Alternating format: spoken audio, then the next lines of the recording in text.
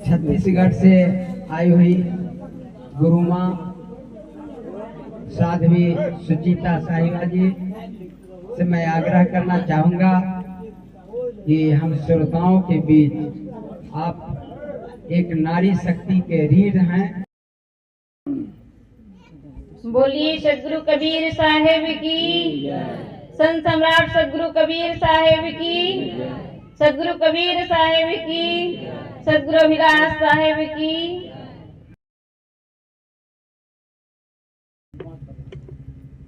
मंच पर विराजमान सभी संतजन, कलाकार भाइयों,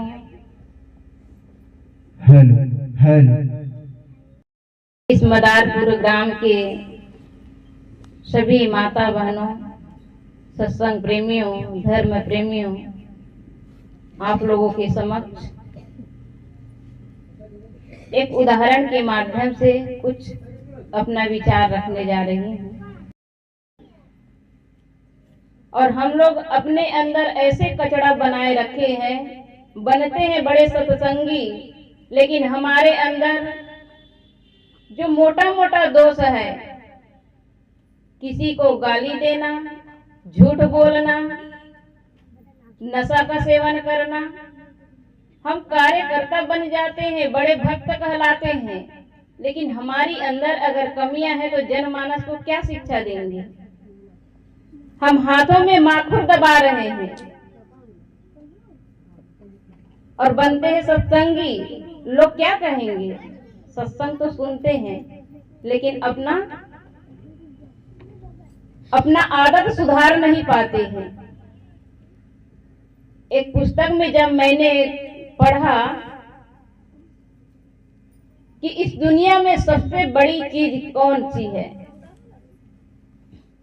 इस दुनिया में सबसे बड़ी चीज कौन सी है, तो उसके उत्तर में था आदत का सुधार। हमें इतना संतुष्टिजनक नहीं लगा,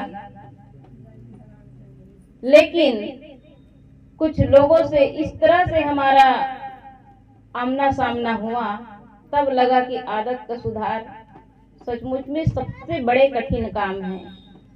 एक शराबी को शराब छुड़ाना है, एक मांसाहारी को मांस छुड़ाना है, एक व्यभिचारी को व्यभिचार से छुड़ाना है, एक चोर को चोरी से छुड़ाना है। जब आदत का लत पड़ जाता है तो बड़ा मुश्किल होता है, लोग छोड़ नहीं पाते हैं। अभी विजय बाबू ने कहा कि किसी प्रकार की चिंता ना करो, क्योंकि चिंता करने से कुछ काम बनेगा नहीं, बल्कि कर्म करते चलो। अपने बाल बच्चों को अच्छे शिक्षा दीजिए और शिक्षा और संस्कार दीजिए। उन्होंने कुछ ही शब्द बोला लेकिन अति सुंदर बोला। कहा कि चिंता नहीं करना। हम जाए क्या? एक बार सदगुरु कबीर साहब ने कहा है, चाह गई चिंता मिटी मनवा बेपरवाह, जिनको कछु न चाहिए सोई शहंशाह। चाह गई, हमारे मन से अगर चाहनाएं चली जाती है, और वह चाहनाएं कौन कौन सी होती है? किसी से मिलने की, खाने की, पीने की, देखने की, ये जो चाहनाएं हैं, यही चाहनाएं हमें दुख देता है। और जब चाहनाएं ही नहीं रहेगी तो किस बात की चिंता करना? अधिक धन पाने की, सम्मान पाने की चाहना, ये चाहना ही तो दुख देता है। अगर उस चाहनाओं में हमें अधिक, हमारे चाहनाओं के अनुसार अगर सम्मान नहीं मिलता है तो लोग क्या करते हैं? क्रोध में आ जाते हैं, आवेश में आ जाते हैं। तो ये जितने भी हमारे अंदर चाहनाएं हैं वही दुख देता है। और चाहनाएं मिटी तो साहब कहते हैं, चाह गई चिंता मिटी मनवा बेपरवाह। मनुष्य बेपरवाह हो जाता है। और जिनको कछु न चाहिए सोई शहंशाह, जिस व्यक्ति को कुछ नहीं चाहिए वह क्या है? शहंशाह है। वह राजा के महाराजा है। एक बार एक संत ठंडी के मौसम में गया और यात्रा करते करते संध्या हो गई। संध्या के समय में एक राजमहल के पीछे में भड़भूज था और ठंडी के मौसम में उन्होंने क्या किया, उस भड़भूज के अंदर घुस गया और घुस करके उसमें हल्का गरम गरम, क्योंकि रात था, आग तो नहीं थी, वह उसमें सो गया। रात हुई, राजा ने कहा रात कैसे बीती? तो वह संत उस भड़भूज के भट्टी के अंदर लेटे लेटे उन्होंने उत्तर दिया, कुछ आपके जैसे। और फिर कहा कि रात कैसे बीती? तो कुछ आपसे भी अच्छे। अजनबी आवाज सुन करके राजा ने कहा कि यह कौन व्यक्ति है जो ये मेरे प्रश्नों का उत्तर देता है? क्योंकि हम जिसके सानिध्य में रहते हैं, गांव समाज, तो वहां के लोगों की आवाज को सुनते सुनते हमें समझ आ जाता है, क्योंकि हम देखते नहीं हैं, लेकिन यह वह व्यक्ति है ऐसे समझ जाते हैं। समझते हैं कि नहीं? क्योंकि हम उनकी आवाज सुनते रहते हैं तो समझ जाते हैं कि यह वह व्यक्ति है। लेकिन वह संत की आवाज सुनकर राजा ने 2-3 बार प्रश्न किया, उस प्रश्नों के उत्तर संत देते रहे। ऐसा संयोग सुबह हुआ, राजा के राजकोष में एक चोरी हो गई। राजा ने सिपाहियों से कहा कि राजकोष में राज खजाना से चोरी हुई है, पता करो। पता करते जैसे निकला तो दूर दूर तक छान मारा, कहीं नहीं दिखा। तब राजा को लगा कि कहीं पता नहीं चल रहा है। मैंने प्रातः एक प्रश्न किया, रात कैसे बीती? तो इसके उत्तर में आया कुछ आपके जैसे और कुछ आपसे भी अच्छी। ये व्यक्ति कौन है? हमें लगता है कहीं आसपास होगा। आप लोग बाहर जाकर पता करिए। और मैं यह प्रश्न फिर से दोहराता हूं। सभी सिपाही अपने अपने घोड़े में निकल करके बाहर ढूंढने लगा और उस राजा के राज्य में चारों तरफ से लोग घेर लिए उस चोर को पता करने के लिए। तभी राजा वह क्वेश्चन करता है कि रात कैसे बीती?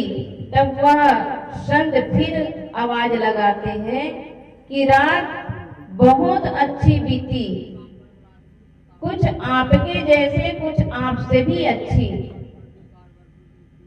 वहां पर सिपाही खड़े थे, क्योंकि पूरे राजमहल को घेर चुके थे। आवाज आई, जिधर से आवाज आई सिपाही वहां गया, देखा और उस महात्मा को निकालते हुए कहते हैं कि आप निकलिए, आपको राजा ने बुलाया है। संत ने कहा, मैंने क्या ऐसा अपराध किया है जो राजा मुझे बुला रहे हैं? राजा ने मुझे याद किया है। तब वह सिपाही कहते हैं कि यह तो राजा ही जानेंगे, लेकिन आपको राजा के पास राज दरबार में जाना होगा। वह संत उस भड़भूज में जैसे सोए थे, उसके पूरे शरीर में कपड़े में कालिक लगा हुआ था और वह उसी हालात में राजमहल में पहुंच जाता है। राजा ने कहा कि क्या आपने मेरे प्रश्नों का उत्तर दिया? तब संत ने कहा कि मैं नहीं जानता प्रश्न किसने किया, जो मैंने सुना उसका उत्तर मैंने दे दिया। तब राजा ने कहा, आपने कहा कि रात मेरे जैसे और मेरे से भी अच्छे आप ये बताइए कि आप मेरे जैसे कैसे, क्योंकि आप तो एक संत हैं, फकीर हैं। आप तो जहां तहां सो जाते हैं, कोई सुख सुविधा आपके, कोई नौकर न सिपाही कुछ भी नहीं है, आप सुरक्षा के बिना रहते हैं। और मैं तो इस डल्लभ के गद्दे में राजमहल में रहता हूँ, फिर आप कैसे कह दिए कि आप मेरे जैसे? तब संत ने कहा, आपके जैसे इसलिए कहा कि इस ठंडी के मौसम में मैंने ऐसे जगह चुना है, एक भड़भूज है, उस भड़भूज में मैं सो गया। आप इस राजमहल में सोए तो मैं उस भड़भूज के भट्टी के अंदर सोया। आपका महल मेरा भी महल। आप वो डल्लभ के गद्दे, नरम नरम गद्दे पे सोए तो मैं नरम नरम राख पे सोया। इसलिए हम दोनों क्या हो गए? बराबर हो गए। क्योंकि आपको भी जो गर्माहट आ रही थी, वही गर्माहट मुझे भी उस राख में, उस भड़भूज के भट्टी के अंदर गर्माहट आ रही थी। मुझे कोई तकलीफ नहीं थी। जैसे आपको महल में तकलीफ नहीं, उसे मुझे भड़भूज के भट्टी में तकलीफ नहीं। राजा को बहुत अच्छी लगी संत की बात सुन करके। तभी कहते हैं कि आप मेरे से अच्छे कैसे कहे, क्योंकि मेरे भी इतने नौकर चाकर, इतने खिलाने पिलाने, मेरे इतना देखभाल करने वाले सुरक्षा गार्ड है, लेकिन आपका क्या है? तब संत ने कहा, मैं जब प्रातः उठता हूँ तो उठ करके मैं राम भजन में लग जाता हूँ, क्योंकि एक एक पल, एक एक क्षण करके हम मौत के करीब जा रहे हैं और मैं हर वक्त मौत को देखता हूँ। इस दुनिया में कोई मेरा नहीं है, ना मैं किसी का हूँ। बस जितना जी रहा हूँ उसमें राम भजन आत्म चिंतन में लगा हुआ हूँ। मुझे किसी प्रकार की चिंता नहीं है। लेकिन राजन, आपको चिंता है, आपको राजपाट की चिंता है। सिपाही कौन से काम करेंगे, रानियों के लिए क्या चाहिए, राजकुमारों के लिए क्या चाहिए, और अपने जितने भी राज्य में मेरे सेवकगण हैं उनके लिए मुझे क्या व्यवस्था करना है, इसकी चिंताएं आपको घेरती है। जैसे नींद टूटती है तो आपको चारों तरफ की चिंताएं घेरने लगती है। लेकिन मैं ऐसा शहंशाह हूँ, मैं नींद से जैसे उठता हूँ तो राम भजन में, ध्यान में, चिंतन में, मनन में लग जाता हूँ। मुझे आज भोजन मिलेगा कि नहीं मिलेगा इसकी भी चिंता नहीं, शरीर जहाँ भी छूट जाए इसकी भी चिंता नहीं, लोग मुझे खाने देंगे कि नहीं देंगे इसकी कोई चिंता नहीं। बस जीवन चल रहा है और मैं भजन भक्ति में लगा हूँ। इसलिए मुझे आत्मा शांति से बढ़ करके धन दौलत और राजमहल नहीं, बल्कि मैं आत्म प्रिय हूँ और आत्मा चिंतन में लग जाता हूँ। मुझे किसी प्रकार की चिंता नहीं होती है, लेकिन आपको सबकी चिंता होती है। इसलिए आपके नींद से, आपके जीवन से मेरी जीवन बहुत ही अच्छी है। राजा को संत की बात बहुत अच्छी लगी और कहा जाता है कि वह जो राजा संत के विचारों से इस तरह प्रभावित हुआ कि राजपाट छोड़ करके राम भजन में लग जाता है। हम रोज दिन सत्संग सुनते हैं, हमारे अंदर जो कमियां हैं, बुराइयां हैं, हम एक चीज छोड़ नहीं पाते हैं। हाथ में हम मापुर दबा रहे हैं, उसको छोड़ नहीं पाते हैं। शराब पी रहे हैं, उसको छोड़ नहीं पाते हैं। गुटखा खा रहे हैं, उसको छोड़ नहीं पाते हैं। चोरी करना, झूठ बोलना, कुछ भी हम छोड़ नहीं रहे, तो सत्संगी कैसे? एक भजन में गाया है, कभी चोरी लालच का ना करो, जीवन में व्यवहार, जीवन के दिन चार। कभी चोरी लालच का ना करो, जीवन में व्यवहार,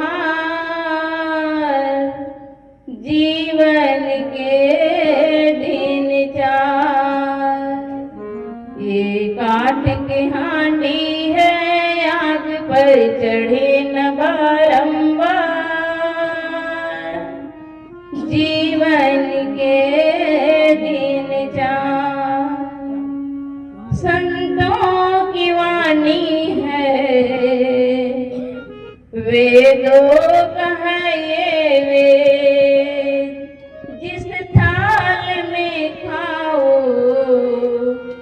उसको करो ना छेद। जो सत्य को जाना हो गया उसका बेड़ा पार। जीवन के दिन चार, गुरु का भजन तू कर, धन को न बीचला। व्यवहार जब करे छल को न बीचला। तू प्यार की भाषा से जीत ले सबके मन का प्यार। जीवन के दिन चार, कभी चोरी लालच का ना करो जीवन में व्यवहार। जीवन के दिन चार, तू मन की बगिया में भक्ति का बोले भी, लिखाद श्रद्धा की उसको लगन से लग जाएगा आंगन में तेरे। लग जाएगा आंगन में तेरे खुशियों का अंबार। जीवन के दिन चार, तो हम अपने जीवन में कभी झूठ न बोले, चोरी न करे, किसी प्रकार के हमारे मन में लोभ न हो, क्योंकि हमारे मन में जितना लोभ बढ़ता है उतना ही व्यक्ति पाप भी करता है। इसलिए हम सबको किसी प्रकार की चिंता नहीं करना है। जीवन मिला है, एक पशु को, पक्षी को भी जीवन भर भोजन अन्न मिल जाता है, फिर हम मनुष्य होकर के क्यों इतना चिंता करते हैं? अपने बाल बच्चों के लिए दिन रात मेहनत करते हैं। यदि आपका संतान अच्छा होगा तो उसके लिए धन जोड़ने की जरूरत नहीं है, क्योंकि कहा गया है पूत कपूत का धन संचय। यदि पुत्र कुपुत्र है तो उसके लिए संचय करने की जरूरत नहीं है, और सुपुत्र है तो भी जरूरत नहीं है। कुपुत्र है तो धन जितना भी आप बटोरे हैं, जितना भी संचय किए हैं, वो सारे धन को वह जुआ खेल करके, शराब पी करके, व्यभिचार करके वह कुछ ही पल में बर्बाद कर देगा। और वह सज्जन है, सुपुत्र है, तो उनके पास कुछ भी नहीं है, फिर भी वह अपने मेहनत से, अपने ईमानदारी की रोटी खाकर, मेहनत कर कर आपके सेवा कर सकते हैं।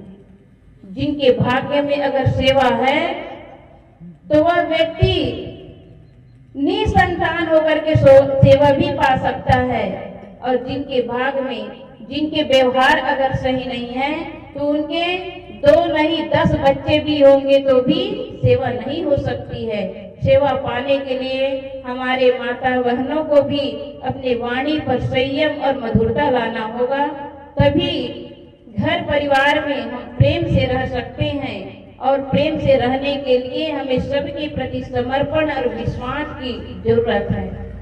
एक मकान में एक छत के नीचे रहते हैं, लेकिन अपने घर परिवार वालों से भी हम संदेह करते रहते हैं।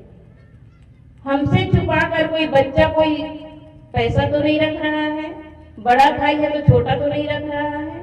ये सारी चिंताएं क्यों होती है? हम अपने अपने देखते हैं, अपना नहीं बल्कि अपनों के लिए देखना है, सबके लिए देखना है, तो हमें चिंता की जरूरत नहीं होगी।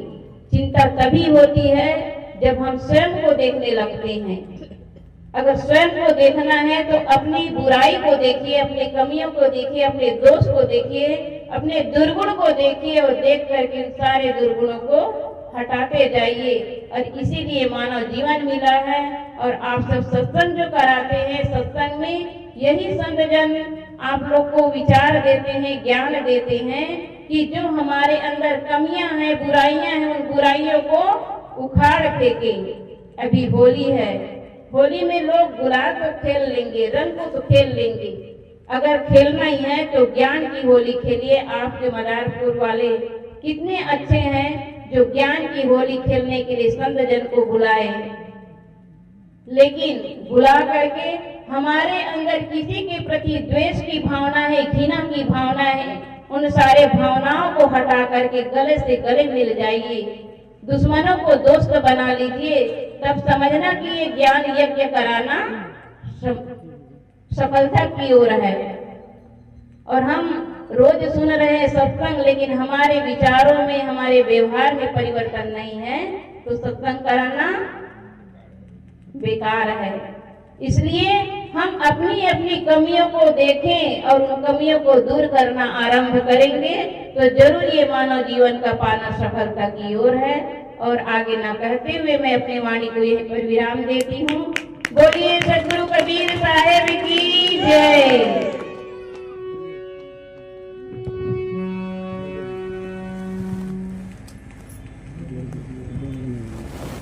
बोलिए सदगुरुदेव की जय।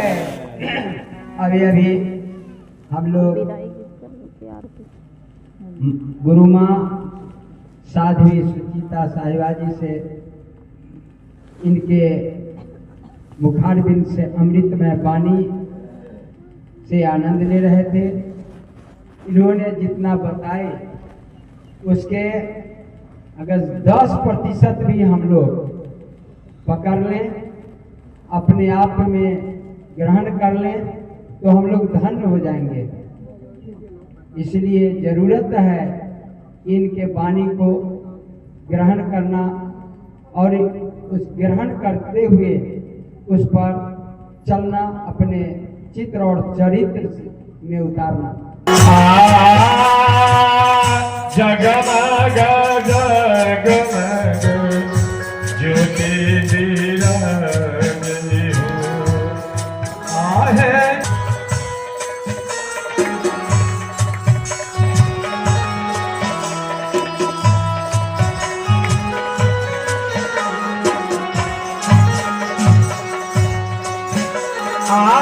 सुख मैंने घटिया की साकर है बटिया न हो।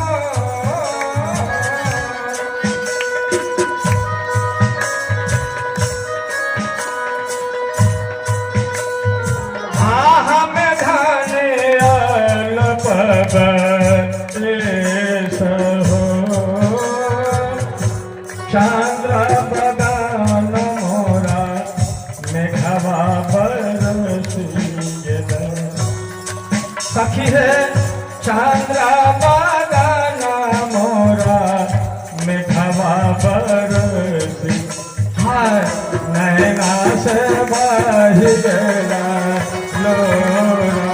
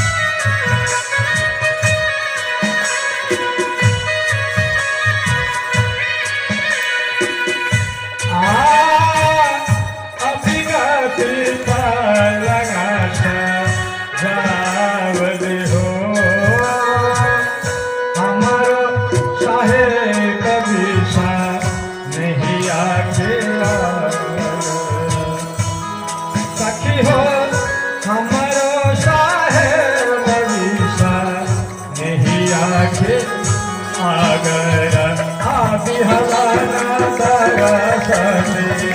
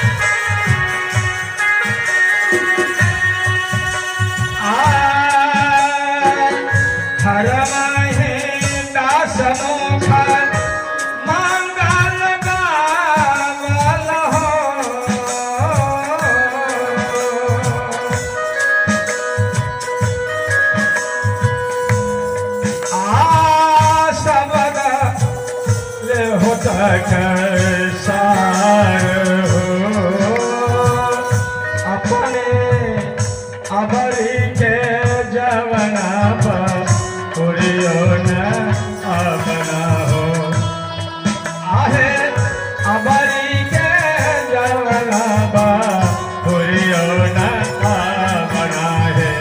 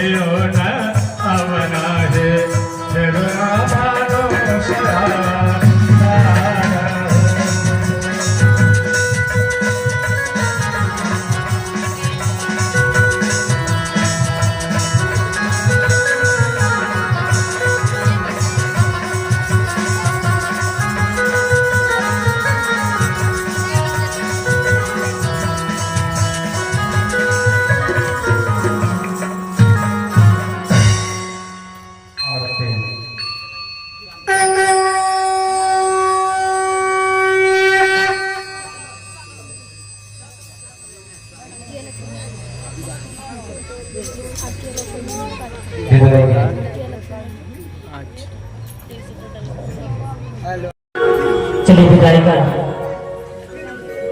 बाबा हो बाबा कैसे हमरा से मांग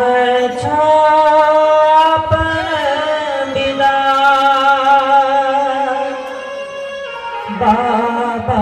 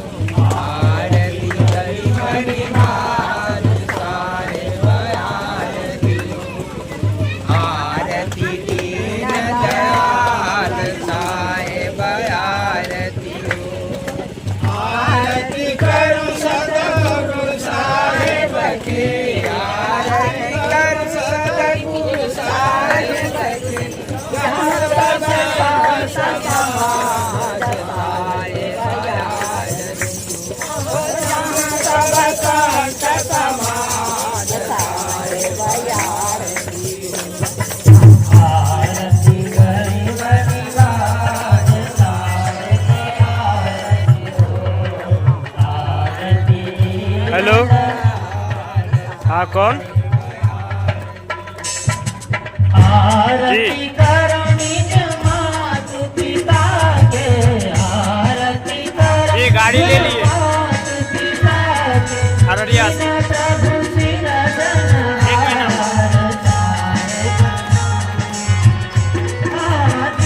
प्रभु कल तो फोन नहीं किया मैं। वो हाँ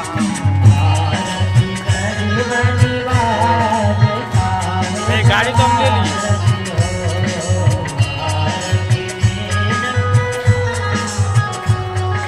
ठीक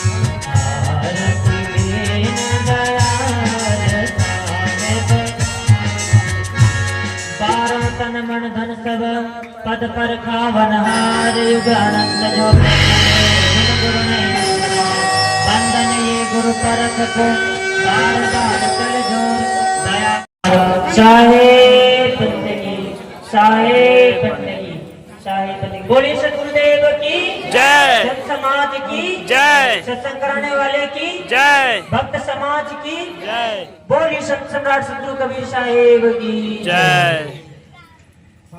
आप सभी के लिए प्रसाद के साथ साथ महाप्रसाद का भी व्यवस्था हुआ है। बिना महाप्रसाद पाए आप लोग कोई नहीं जाएंगे। बोलिए सतगुरुदेव की जय।